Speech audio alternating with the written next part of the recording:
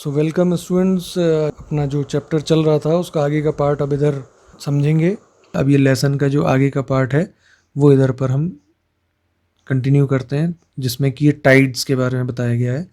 Tides are the periodic rise and fall of the water level in the sea which occur at regular intervals twice a day.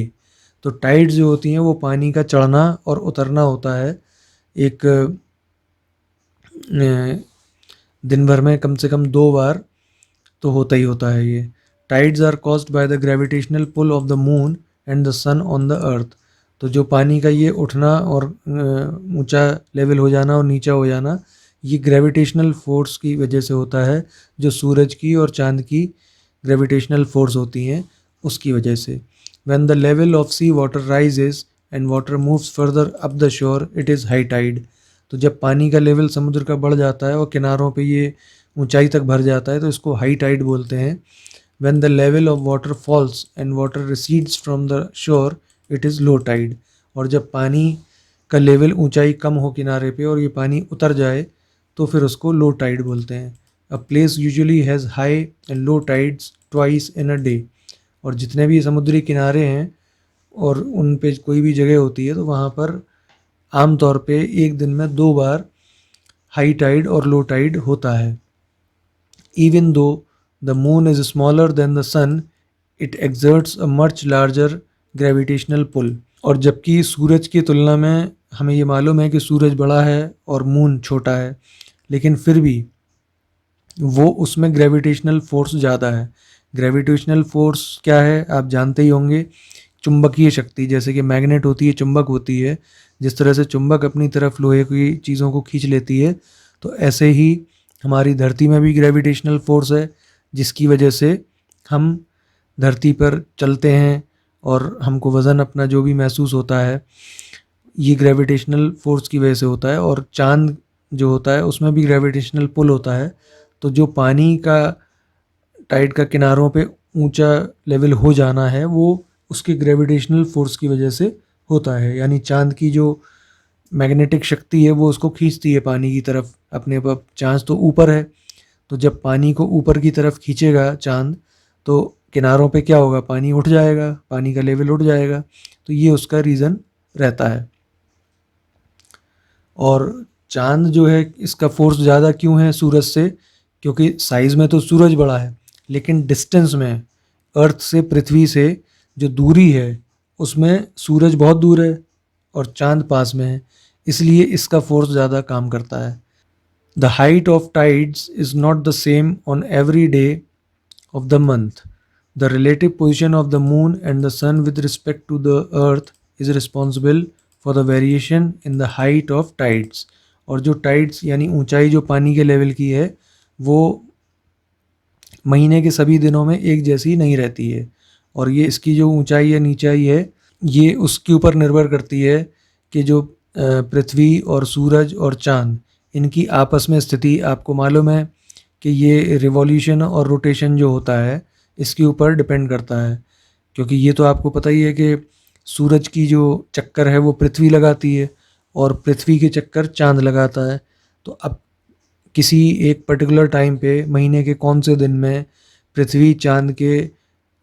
पृथ्वी सूरज के किस तरफ को चक्कर लगा रही है, कहाँ पर मौजूद है, और चांद पृथ्वी के किस तरफ चक्कर लगा रहा है, कहाँ मौजूद है, उससे ये फोर्स कम या ज़्यादा हो सकता है।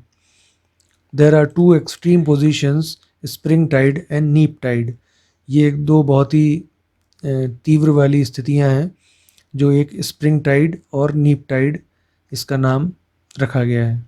तो इसका रीज़न ये है, ये यहाँ पर डायग्राम में हम देख सकते हैं। ये स्प्रिंग टाइड में क्या है, ये पृथ्वी है, ये बीच में चांद है और ये सूरज है। तो जब ये इस तरह से इस जगह पर होता है तब ये पानी को अपनी तरफ ज़्यादा खींचता है, और एक ये जब इधर होता है तब खींचता है। तो ये दो ऐसे मौके होते हैं कि जिसमें ये सबसे ज़्यादा काम करता है इसका फोर्स। स्प्रिंग टाइड के बारे में पढ़ लें। On the full moon and the new moon the sun and the moon and the earth are almost in the same line. तो जब हम देखते हैं पूर्णिमा का जो चांद होता है, पूरा गोल चांद जब हम आसमान में देखते हैं तो उस वक्त क्या होता है कि ये एक सीध में होते हैं, धरती, हमारी पृथ्वी और मून, चांद और सूरज ये एक लाइन में होते हैं. The moon and the sun exert their combined gravitational pull in the same direction, resulting in extra high tides. These are known as spring tides. और इससे क्या होता है कि जब ये दोनों एक सीध में हैं तीनों, तो पृथ्वी का जो पानी है वो चांद और सूरज की जो ग्रेविटेशनल फोर्स है, चुंबकीय ताकत है, वो दोनों ताकतें एक साथ पानी को खींचती हैं. तो ये सबसे ज़्यादा जो लहरों की समुद्र की जो ऊंचाई है किनारों पर, ये सबसे ज़्यादा इसी टाइम पे हो जाती है एक तो. और दूसरा है neap tide. On half moon the sun and the moon make a right angle at the earth centre. The gravitational pull of the sun and the moon tend to cancel each other. This result in a very small rise or fall in sea water and is known as the neap tide. तो एक जो दूसरा जो मौका आता है कि जिसमें जो सन और मून की जो स्थिति है वो एक तरीके से राइट एंगल की बन जाती है. तो ये हम देख रहे हैं यहाँ पर, ये पृथ्वी है और ये यहाँ से सूरज है और ये यहाँ से चांद है. तो ये कौन सा एंगल बन गया? ये एक तरीके से राइट एंगल बन गया, 90 डिग्री वाला, जो हम जानते हैं कि 90 डिग्री का एंगल राइट एंगल कहलाता है. तो उस वजह से ये अपनी अपनी तरफ खींचने की कोशिश करते हैं. उस कोशिश में ये नीप टाइड जो है वो बनता है. अब ये कुछ फैक्ट फाइल है. The highest tides in the world are at the bay of Fundy in Nova Scotia, Canada. तो जो सबसे ऊंची टाइड्स हैं ये वर्ल्ड में यहाँ पर पाई जाती हैं कनाडा में. Since the moon moves around the earth, it is not always in the same place at the same time each day. So each day the times for high and low tides change bye 50 minutes. तो जैसा कि हम जानते हैं कि moon जो है वो अर्थ के राउंड जो है घूमता है, रोटेट करता है, रिवॉल्व करता है. तो ये हमेशा एक जगह तो रहता नहीं है. तो इसीलिए जो हाई और लो टाइड आने का जो टाइमिंग है वो उसमें हर दिन फ़र्क आता रहता है 50 मिनट का. How tides are useful. अब ये जो टाइड्स होती हैं, पानी का लेवल ऊंचा होना नीचा होना, ये हमारे लिए किस तरीके से हेल्पफुल है. Tides are helpful to us in the following ways. कि टाइड इस तरीके से हेल्पफुल है. Tides are helpful in fishing, trading and navigation. At the time of low tide, the movement of water is towards the open sea. This helps the fishermen to move away from the coast for fishing in the open sea. They can come back to the coast with high tides when the movement of water is towards the coast. तो इसमें क्या है, एक तो ये मछुआरों के लिए बहुत इसमें आसानी रहती है कि जब लो टाइड है, पानी का लेवल नीचा है, तो ये उसमें समुद्र के खुले समुद्र में आसानी से वहाँ पे जा सकते हैं अपना मछलियाँ पकड़ने. और जब ये पानी का लेवल ऊंचा उठेगा तो ये वापस किनारे की तरफ आ सकते हैं आसानी से.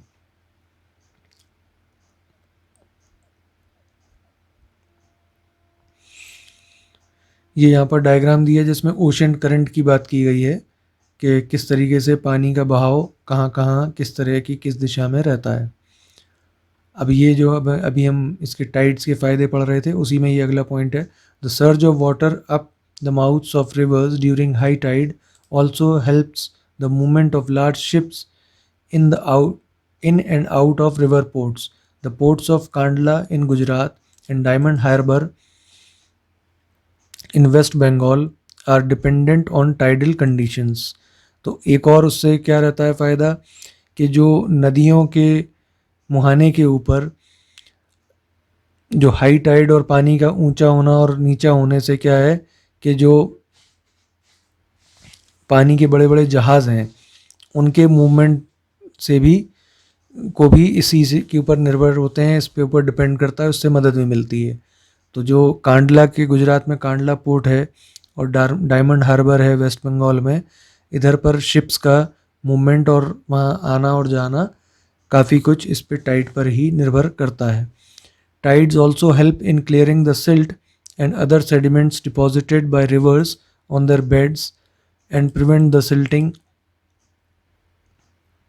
Of the harbour. तलछट कहलाती है जो गंदगी होती है वो जमा नहीं होती है. पानी ऊपर या नीचे जाने से जब कोई चीज़ जैसे किनारे खाली से हुए पानी नीचे जब लेवल उसका नीचे गया तो किनारे जो है वो खाली हुए तो उसको वो एक तरीके से साफ़ हो जाते हैं.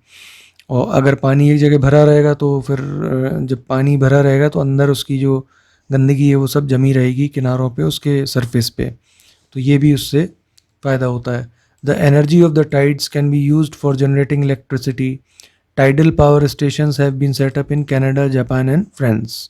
और ये एक तरीके से बिजली बनाने के लिए भी यूज़ हो सकता है। तो जब ये पानी का जो लेवल है वो ऊपर और नीचे जब होता है तो उसके लिए उस एनर्जी को यूज़ करके बिजली बनाने के भी प्लांट जो है लगाए जा सकते हैं, जो कि कनाडा, जापान और फ्रांस में लगाए गए हैं। ओशन करंट्स, अब आते हैं ओशन करंट पे। N ocean current is continuous directed movement of ocean water. तो ये एक तरीके से धारा जो होती है, जो एक दिशा में पानी का बहना, उसको ओशन करंट बोलते हैं। Ocean current are rivers of hot और cold water within the ocean. तो ओशन करंट क्या है कि एक तरीके से नदियाँ हैं ठंडे या गर्म पानी की, जो समुद्र के अंदर ही होती हैं। The currents are generated from the forces acting upon the water like the planet rotation, the wind, the temperature, salinity differences and the gravitation of the moon. अब ये एक ही समुद्र के अंदर दो अलग अलग धाराएं या दो अलग अलग नदियों जैसी जो कंडीशन होती है वो क्यों होती है? एक तो जो पृथ्वी हमारी रोटेट हो रही है, घूम रही है, वो एक उसका कारण होता है। हवाएं जो चलती हैं वो, जो गर्मी पड़ती है वो, और ये पानी का जो सैलिनिटी है, जैसे जो खारापन है उसका, वो हो गया। और ग्रेविटेशनल फोर्स जो मून का चुंबकीय गुरुत्वाकर्षण है वो हो गया। तो ये सारी चीज़ें मिलके इस तरह का जो एक इफ़ेक्ट आता है कि दो अलग अलग धाराएं टाइप की एक ही जगह समुद्र में पैदा कभी कभी हो जाती हैं। तो एक जगह का पानी किसी और दिशा में भी जा रहा हो सकता है, दूसरी जगह का पानी होगा एक ही समुद्र वो, लेकिन उसमें ऐसा लगेगा कि दो नदियाँ अलग अलग हैं। उनका थोड़ा कलर में भी कभी कभी चेंज होता है और उनके बहाव में भी चेंज होता है। The depth contours, the shore line and other current influences the currents direction and strength. तो जो किनारों की गहराई है और किनारे वगैरह पे जो दूसरे और पानी के बहाव हैं, कोई नदी आके मिल रही है किसी जगह पे, तो वो किस तरीके से किस फोर्स के साथ मिल रही है, वो भी एक रीजंस होते हैं इन करंट्स के बहने के तरीक़ों पर। The ocean currents are divided into two types, namely the warm ocean currents and cold ocean currents. तो ये ओशन करंट या समुद्र की जो धाराएं हैं, एक जो है गर्म महासागरीय धाराएं हैं और एक ठंडी धाराएं हैं। The warm ocean current develop in the equatorial regions. तो ये जो गर्म समुद्र की जो गर्म धाराएं हैं वो एक तरीके से जो भूमध्य रेखा हमने जानते हैं, हम ग्लोब पे अगर देखेंगे तो जो पृथ्वी को दो भागों में बांटने वाली रेखा है उसको भूमध्य रेखा कहते हैं। तो इस रेखा के आसपास का जो इलाका है, क्षेत्र होता है, वहाँ पर ज़्यादातर ये गर्म धाराएं वहाँ पर पाई जाती हैं। They move towards the cooler polar regions. और ये इनका जो दिशा होती है वो ध्रुवीय क्षेत्र, जो पोल होते हैं, नॉर्थ पोल और साउथ पोल, जो ठंडे इलाके होते हैं, उस तरफ को इनकी दिशा होती है। The cold ocean currents originate in the polar regions and flow towards the warm equatorial regions. तो और जबकि जो धाराएं ध्रुवीय क्षेत्रों की तरफ से पैदा होती हैं उनकी दिशा गर्म क्षेत्रों की तरफ होती है। These currents also follow Farrell's law and move in a clockwise direction in the northern hemisphere and anti-clockwise direction in the southern hemisphere। और ये जो धाराएं हैं ये फेरल्स लॉ को फॉलो करती हैं। जो फेरल्स का लॉ था कि ये नॉर्दर्न हेमीस्फेयर में क्लॉकवाइज यानी घड़ी की सुई की दिशा में घूमती हैं और सदर्न हेमीस्फेयर में एंटी क्लॉकवाइज यानी घड़ी की उल्टी दिशा में घूमती हैं। The ocean current moves swiftly with the speed of movement of water varying from 3 to 10 kilometre per hour. और ये जो धाराएं हैं, समुद्री धाराएं, ये इनकी जो स्पीड होती है बहने की, ये 3 से लेके और 10 किलोमीटर पर घंटे की हो सकती हैं। Ocean current of a low velocity are called drifts. और जो धाराएं ऐसी होती हैं कि जो कम, जिनकी तीव्रता है बहने की, जो स्पीड उनकी गति धीमी है, उनको ड्रिफ्ट बोला जाता है। The velocity is reduced as a result of surface friction with winds. और ये जो इनकी बहने की जो स्पीड है वो कम इसलिए होती है कि जो हवा बहती है, हवा के घर्षण की वजह से ये थोड़ा कम हो जाती है स्पीड। हवा अगर उल्टी दिशा में बह रही है तो उससे रुकावट थोड़ी सी आती है। Influence of the ocean currents, और इनका जो असर है, प्रभाव है, वो क्या पड़ता है? Ocean currents help in determining the climates of the continents, especially those region bordering on the ocean. तो एक तो ये जो धाराएं होती हैं ये इस बात के लिए भी रिस्पॉन्सिबल होती हैं कि जो महासागर के किनारे वाले कॉन्टिनेंट के आसपास के जो इलाके हैं उनमें मौसम क्या रहेगा, ये इनके ऊपर डिपेंड करता है कि किस तरह की धाराएं वहाँ पे बह रही हैं, गर्म पानी की बह रही हैं या ठंडे पानी की, उसी हिसाब से वहाँ का मौसम होता है। For example, the North Atlantic drift keeps the north west European coast warm, while the California current keeps the Californian desert quite cool। तो अब जैसे कि इसी से ये यहाँ पर जो लिखा हुआ है कि नॉर्थ अटलांटिक में जो ड्रिफ्ट यानी बहाव है वो नॉर्थ वेस्ट यूरोपियन कोस्ट, जो नॉर्थ वेस्ट का यूरोप का जो कोस्ट है, किनारा है, वहाँ पर एक गर्माहट रहती है इसकी वजह से। जबकि कैलिफोर्निया में जो पानी का बहाव है, जो वहाँ से समुद्र जो लगा हुआ है उसमें जो बहाव होता है, उसकी वजह से कैलिफोर्निया में जो डेजर्ट है, रेगिस्तान है, वो ठंडा रहता है। Ocean currents also influence rainfall. Wind passing over warm currents pick up moist and cause heavy rainfall। तो जो ये है बारिश का भी इससे असर पड़ता है, क्योंकि जो हवाएं जो हैं वो समुद्र की जो गर्म धाराएं हैं, जब उनके ऊपर से निकलती हैं तो उससे वहाँ पर भारी बारिश होती है। Eastern USA and western coast of Europe receive heavy rainfall. और ये जो इलाके हैं ईस्टर्न यूएसए के और वेस्टर्न कोस्ट यूरोप के, इधर पर काफ़ी भारी बारिश होती है इसी वजह से। The cold currents on the other hand help in development of dry condition and thus responsible for the creation of deserts. और जबकि जो ठंडी धाराएं होती हैं, क्योंकि गर्म और ठंडे का अंदाज़ा आप इसलिए लगा सकते हैं कि जो ऊपर बादल हैं वो ठंडे होके जम गए हैं। अब जो नीचे समुद्र की गर्म धाराएं हैं, वहाँ से जब हवा गुजरेगी तो हवा भी गर्म हो जाएगी, और वो हवा जब ऊपर टच करेगी बादलों में तो उस गर्मी की वजह से बादलों से बारिश शुरू हो जाएगी। तो या नीचे जो गर्म धाराएं हैं उनमें से हवा जब टच करती है तो उस इलाके में भारी बारिश होती है, और जो ठंडी धाराएं हैं उधर से हवा ठंडी रहती है तो वहाँ बारिश होती नहीं है, तो वहाँ सूखे की कंडीशन बनी रहती है, और उससे रेगिस्तानी इलाके जो है डेवलप हो गए हैं। The Atacama Desert in South America and the Namib Desert in Africa are example of such deserts। और ये दो डेजर्ट्स के यहाँ पे नाम लिखे हैं कि जो इन्हीं वजहों से इस तरह के बन गए हैं। The places where warm and cold currents meet are rich in tiny organisms known as plankton। और वो जगह जहाँ पे ये गर्म और ठंडी धाराएं मिलती हैं तो उधर पे बहुत सारी टाइनी, बहुत ही सूक्ष्म जो है जीव वहाँ पर पैदा हो जाते हैं, जिनको प्लैंकटन बोला जाता है। That serve as food for fish, जो कि मछलियों के लिए खाने का काम करते हैं। Such places are good fishing grounds. Some of the richest fishing areas of the world are near the Newfoundland coast, where the Gulf Stream and the Labrador Current meet, and near Japan where Kuroshio meets the Uyoshiyo। तो जो इस तरह के कुछ famous areas हैं world के, वो new फाउंडलैंड coast है जहाँ पे gulf Stream and the Labrador current मिलता है, और जापान के पास है जहाँ पे ये दो अलग अलग करंट हैं जिनके नाम रखे गए हैं, तो वो मिलते हैं, एक ओशियो और एक Kuroshio.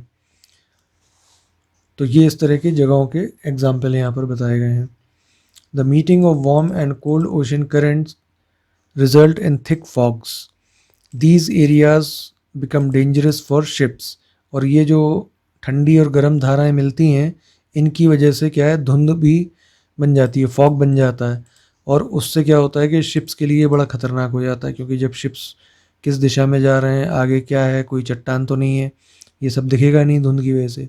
The meeting of warm Gulf Stream and cold Labrador current of Newfoundland on the eastern coast of Canada produce extreme foggy weather. तो ये गल्फ स्ट्रीम का गर्म और कोल्ड लेब्राडोर का जो धारा मिलती है ये न्यू फाउंडलैंड की, तो ये ईस्टर्न कोस्ट पे, कनाडा के ईस्टर्न कोस्ट पे बहुत ही ज़्यादा फॉगी मौसम जो है वेदर उससे हो जाता है। It is so deadly that it is called graveyard of 1000 ships.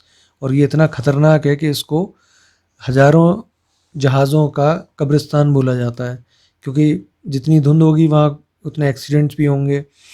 तो ये सब चीज़ें वहाँ पर होती हैं। Ocean currents help maritime trade as ships that follow through ocean currents move faster and save fuel। तो इससे ये प्रभाव पड़ता है कि जो बहाव है पानी का, ओशन करंट का, जो धारा बह रही है जिस दिशा में, तो उस पे अगर शिप जा रही है तो वो आसानी से मूव करेगी उस तरफ और अच्छी तेज़ी से जाएगी, जिससे कि जहाज़ चलाने के लिए जो ईंधन यूज़ होता है वो बचता है। जैसे हम इस तरह से मान सकते हैं, जैसे हम कहीं रोड पर किसी गाड़ी से जाएं और रोड ढलान वाली हो, तो नेचुरल है कि उसमें उस स्पीड से हमें नहीं चलाना पड़ेगा। अगर हम उसको गाड़ी को बंद भी कर देंगे तो भी वो गाड़ी चलती चली जाएगी ढलान वाली सड़क पर। इसी तरीके से जो बहती हुई धारा पे जो शिप जा रही है वो उस धारा की वजह से स्पीड में जाएगी, तो वहाँ पर फ्यूल कम यूज़ होगा। Ocean current are also very important in the dispersal of many life forms. A dramatic example is the life cycle of the eel। और इन धाराओं से तरह तरह के जीव जंतुओं के जो विस्तार है, उनका ज़िंदगी है, उनको एक जगह से दूसरी जगह पहुंच के और वहाँ जो वो पैदा हो जाते हैं, पलते बढ़ते हैं, उसमें भी इन धाराओं से जो है फ़ायदा होता है। और एक ड्रामेटिक एग्जाम्पल या एक उदाहरण ईल मछली का भी है, जो कि इन धाराओं की वजह से दूर दूर के इलाकों में पहुंच जाती है या पाई जाती है। अब ये कुछ टर्म्स हैं जो याद करने वाले हैं। हाइड्रोलॉजिकल साइकिल क्या होती है? Continuous circulation of water with in hydrosphere and atmosphere by the process of evaporation, condensation and precipitation. तो हाइड्रोलॉजिकल साइकिल वो होती है कि जो पानी का कंटिन्यू लगातार जो सर्कुलेशन है, एक जगह से दूसरी जगह तक पानी पहुंचना, उसको हाइड्रोलॉजिकल साइकिल कहते हैं, जो कि एवेपोरेशन, कंडेंसेशन और प्रेसिपिटेशन की वजह से होता है। एवेपोरेशन है भाप में बदल जाना पानी का गर्मी की वजह से, कंडेंसेशन है ऊपर जाके जम जाना, और प्रेसिपिटेशन है वहाँ से बरस जाना। सैलिनिटी का मतलब है the amount of salt in ocean water. तो सैलिनिटी का मतलब वही है कि पानी में खारापन, नमक की मात्रा। वेव का मतलब है the up and down movement of water particles caused by the action of wind. तो जो लहर होती है वो पानी के कणों को ऊंचा और नीचा जो मूवमेंट उसका जो होता है, हवा के दबाव के कारण जो पानी के कण हैं वो जब उठ के जब एक अपना रूप लेते हैं, उनको लहर कहा जाता है। सुनामीज क्या है? Giant waves caused by earthquakes और volcanic eruptions on the ocean floor. और सुनामी क्या है कि बहुत बड़ी लहरें जो कि भूकंप या जो ज्वालामुखी के फटने से समुद्र की गहराइयों में समुद्र का जो तल होता है वहाँ पे ये सब चीज़ें होने से जो पैदा होती हैं बड़ी बड़ी लहरें, उनको सुनामी कहते हैं। टाइड्स क्या है? The alternate rise and fall in the level of sea water. तो जो पानी का जो समुद्र का जो लेवल है, स्तर है, उसका बढ़ना और घटना टाइड्स कहलाता है। ओशन करंट क्या है? Mass of ocean water moving in a particular direction. और ये ओशन करंट कहते हैं समुद्री धाराओं को जो समुद्र के अंदर ही किसी एक दिशा में बह रही हों। अब ये टाइम टू रिवाइज है। The continuous circulation of water in various forms within the hydrosphere and atmosphere by the process of evaporation, condensation and precipitation is termed as hydrological cycle और वाटर साइकिल। तो ये जो लगातार पानी का circulation चलता रहता है और एवेपोरेशन होता रहता है, कंडेंसेशन और प्रेसिपिटेशन होता है, इसको हाइड्रोलॉजिकल साइकिल बोलते हैं। Water is in the oceans and seas contain a huge amount of dissolved salt. The measure of this content of salt is called salinity। और समुद्री पानी में बहुत सारे जो है अलग अलग तरह के नमक और चीज़ें जो हैं घुली रहती हैं, और इनको जो नापने का जो तरीका है और जो उसकी नाप जो निकलती है उसको सैलिनिटी बोलते हैं या खारापन बोला जाता है। हिंदी में इसको लवणता बोलते हैं। The continuous movement of ocean water from the part of the ocean to another is termed as ocean circulation.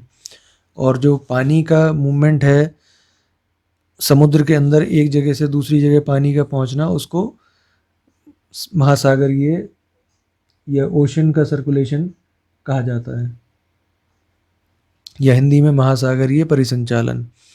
When wind blows over the ocean surface, it creates waves. Their size depends on how far, how fast, and how long the wind blows.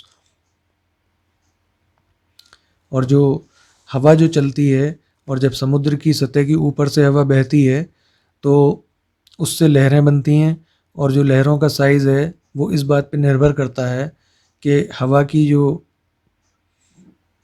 Speed है और कितनी दूर तक और किस दिशा में कितनी तेज़ी से हवा चल रही है। Tides are the periodic rise and fall of the water level in the sea, which occur at regular intervals twice a day.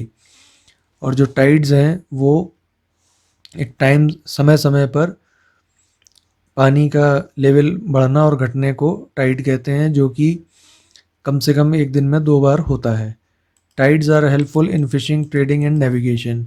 और टाइड जो है वो मददगार होती हैं मछलियाँ पकड़ने के लिए, मछुआरों के लिए, और जहाज़ों के आने जाने के लिए, इन सब चीज़ों के लिए हेल्पफुल होती हैं। The places where warm and cold currents meet are rich in tiny organisms known as plankton that serve as food for fish.